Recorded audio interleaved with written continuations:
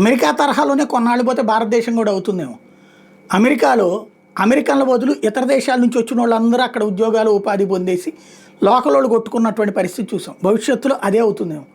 ఎందుకంటే మన పొరుగున ఉన్నటువంటి దేశాలు శ్రీలంక వాళ్ళు ఇక్కడికి వచ్చి బతకడానికి ప్రయత్నిస్తారు, నేపాల్ వాళ్ళు ఇక్కడికి వచ్చి బతకడానికి ప్రయత్నిస్తారు, భూటాన్ వాళ్ళు, మయన్మార్ వాళ్ళు అంటే బర్మా వాళ్ళు, అట్లాగే ఈ ఆఫ్ఘనిస్తాన్ వాళ్ళు, బంగ్లాదేశ్ వాళ్ళు అందరూ ఇక్కడికి వచ్చి బతకడానికి ప్రయత్నిస్తారు. ఎందుకు? వాళ్ళ దేశాల్లో 5,000 10,000 సంపాదించడం గొప్ప అయితే ఇక్కడ 15,000 20,000 25,000 50,000 కూడా సంపాదించుకోవచ్చు. కష్టం శ్రమ చేసేటటువంటి ఓపిక ఉంటే పెట్టుబడులు పెట్టడానికి వాళ్ళ మతస్థులో లేకపోతే వాళ్ళ దేశం నుండి ఆల్రెడీ వచ్చినటువంటి వాళ్ళు ఇట్లాంటి వాళ్ళు ఉంటారు.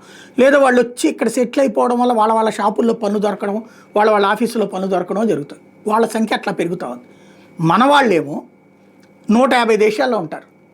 మన దగ్గర కాస్త బుర్రలు ఉన్నోళ్ళు అమెరికాకి వెళ్తారా, కెనడాకి వెళ్తారా, బ్రిటన్కి వెళ్తారా, ఆస్ట్రేలియాకి వెళ్తారా, జపాన్కి వెళ్తారా, జర్మనీకి వెళ్తారా, వీళ్ళంతా హైలీ ఎడ్యుకేటెడ్. అటు సెకండ్ ఫేజ్లో ఇప్పుడు ఏమో వెళ్తున్నారు, అక్కడున్న పిజ్జా సెంటర్లో పనిచేయడానికి, అక్కడ ఉన్నటువంటి హోటల్లో పనిచేయడానికి, అక్కడున్న రెస్టారెంట్లో పనిచేయడానికి, అక్కడ ఉన్నటువంటి సూపర్ బజార్లో పనిచేయడానికి, ఇక్కడ డిగ్రీలు చేసిన వాళ్ళు, ఇక్కడ పీజీలు చేసిన వాళ్ళు, ఏ ఎంఎస్ పేరుతోనో ఏ బిఎస్ పేరుతోనో అక్కడికి వెళ్ళి వాటిట్లో పనిచేయడానికి వెళ్ళిపోతున్నారు.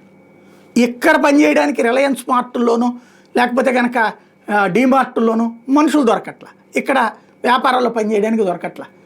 చివరికి వ్యవసాయానికి కూడా మనోళ్ళు అటుపోతున్నారు. ఇక్కడ వ్యవసాయం చేయడానికి వచ్చేటప్పటికి ఎవరు వస్తున్నారు? ఛత్తీస్గఢ్ వాళ్ళు, ఒరిస్సా వాళ్ళు అట్లా వస్తున్నారు. కొన్నాళ్ళు పోతే వాళ్ళ ఏరియాలు బాగుపడితే రావడం మానేస్తే ప్రమాదం అయిపోతుంది.